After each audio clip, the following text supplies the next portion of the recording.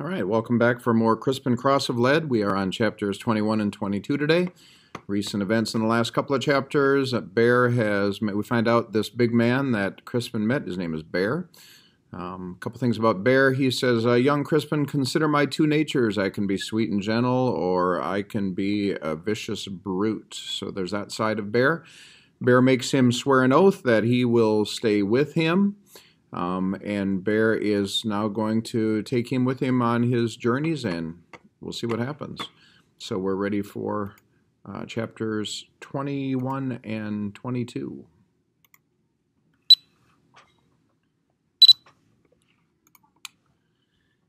He led us to a grove of trees. There he flung himself down and told me to do the same. That done, he called for his sack. He rummaged in it, producing more bread, which he tore and gave me half. When we had been silent for a while, I still brooding over my unhappy fate, he said, I don't think you care for me. I have no choice. Would you like one? God's will be done. He shrugged and said, You might not believe it, but I was fated to be a priest in the city of York. That's far to the north. I looked at him anew. Father Quinnell was the only priest I had ever known. This huge man could not have been more different. It seems my father grew weary of me, Bear continued. Said I caused too much trouble and ate too much. In truth, he added with sudden bitterness, I suspect he offered me to God to fulfill a pledge he'd had made in exchange for some profitable trade. Though I ask you, what kind of a man would exchange a boy for a sack of wool? His question made me think upon my father. I tried to imagine what kind of man he might have been if he had lived, and if he would have done such a thing with me. A punctilious man, my father, Bear went on.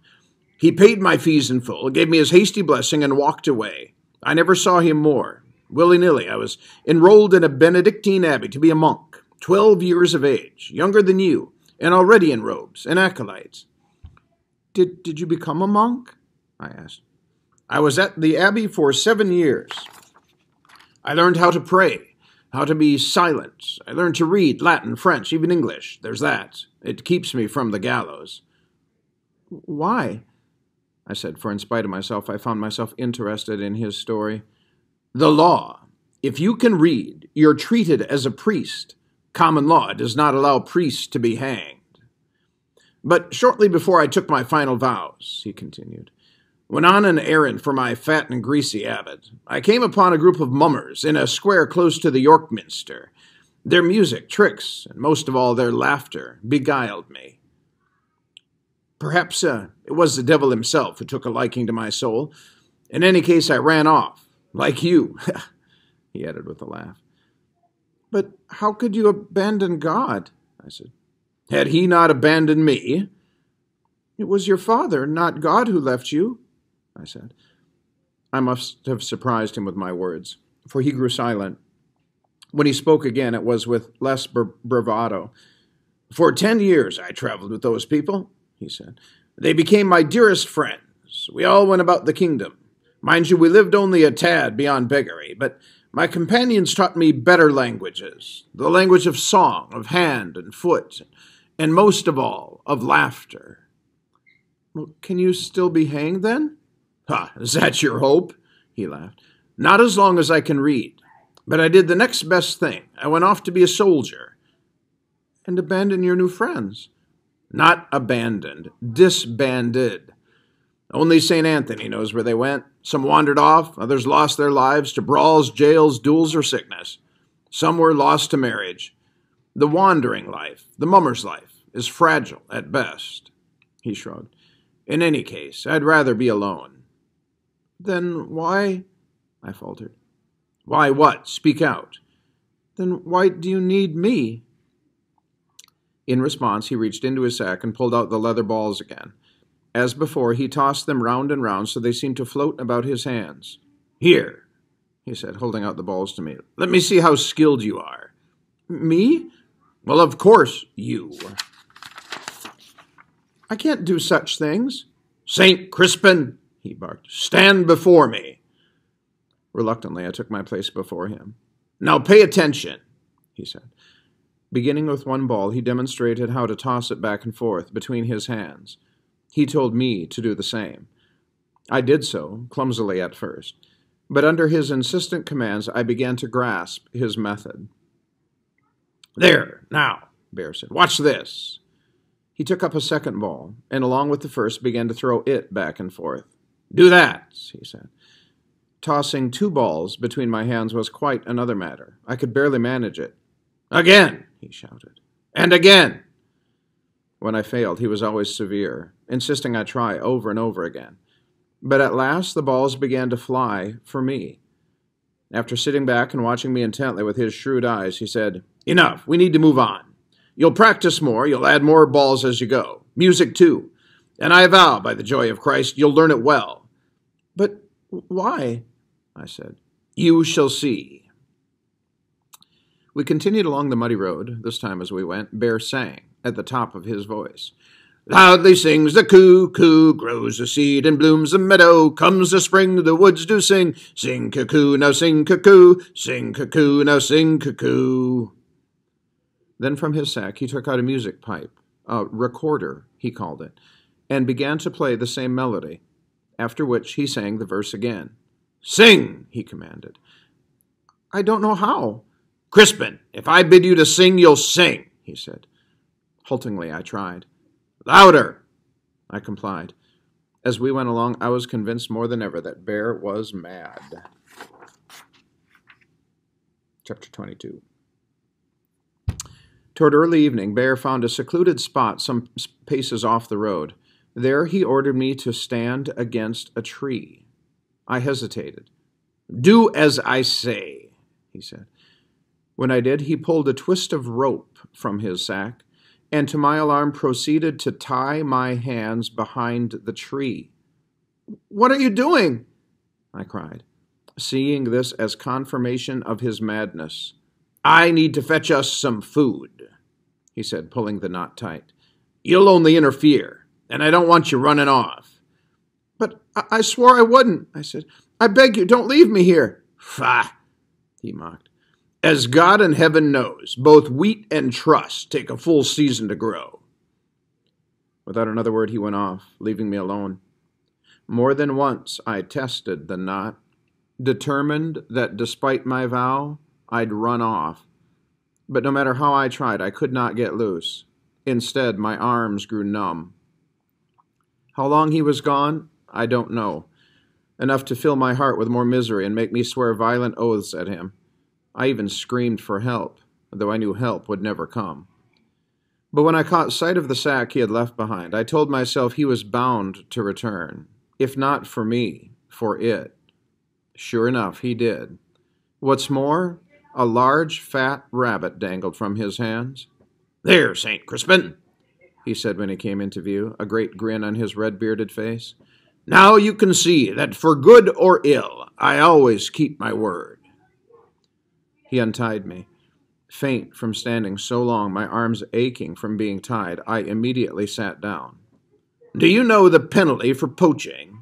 he said, as he worked his dagger skillfully to skin the rabbit. I was so angry I only shook my head. "To feed us, I've put both our lives in jeopardy," he said. "That's the kind of freedom that exists in this kingdom." With flint, steel, and tinder, he made a fire, which he told me to stoke with bits of wood. Then he took up the rabbit, spitted it, and soon had it roasting. "Do you like meat?" he said, seeing me with my mouth agape. "I've only eaten it a few times," I confessed. "A few times? Ha ha ha!" he laughed uproariously.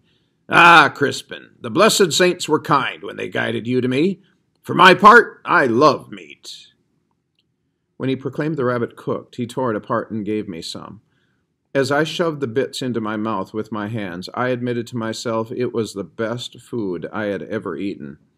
My resolve to flee abated somewhat. Later, when we had our fill, more meat than I had consumed at one time in my entire life, and the embers of the fire had burned low, Bear told me to lie down on the far side, as he wished to speak to me. What madness, I wondered, would he reveal to me now? It had grown dark. The only light was our little fire. A breeze had sprung, which caused the flames to dance.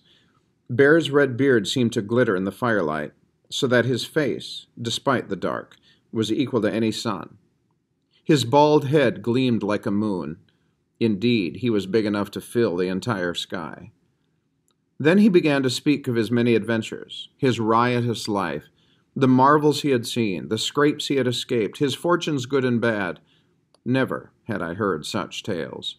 It was a world and life, a way of being utterly unknown to me. What's more, everything he talked about was stitched with laughter. It was as if life itself were a jest. Except every now and then he'd cry out with an awful anger at what he called the injustices of the world. Then he spoke of his soldiering days, fighting alongside the Black Prince in Gascony and Brittany. "Well, our master's been fighting in France for so long, I've never seen him." What's his name?" "Lord Furnival." "Furnival. Well, you'll be pleased to know his first home is in Great Wexley, where we're bound." I said, "What manner of man is he?" Bear shrugged. "I saw him too much. A great landowner and arrogant. What he lacked in fighting skills, he made up for in bragging, drinking, and killing, in that order." "But he's a noble knight," he snorted. "Do you think that makes him less mortal? By God's everlasting bones, Crispin, war is where the Christian is truly tested. Alas, your Lord Furnival was not one to inspire faith. If there was looting and cruelty to be done, he did more than his share, with a falcon's eyes for ransom. And as for those prisoners who would yield nothing," Bear waved his hand dismissively, "doomed.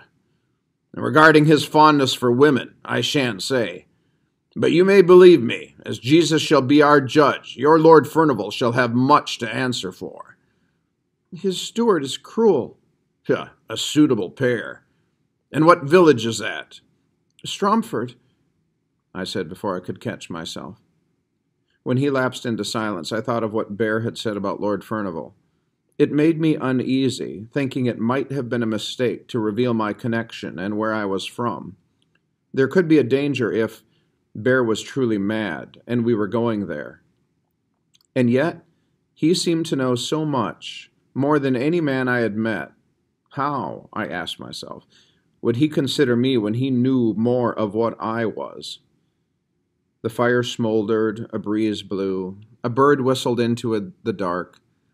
My uneasiness had just begun to subside when Bear said, "Now, Crispin, it's time I learned the truth of you." All right, so that's chapters 21 and 22. Learning more about Bear, we learned more about Lord Furnival, that he was not a nice man. He's been off fighting in wars, but he's a bad man. Bear, according to Bear, a bad soldier, and yeah, all of that. And Crispin's had meat.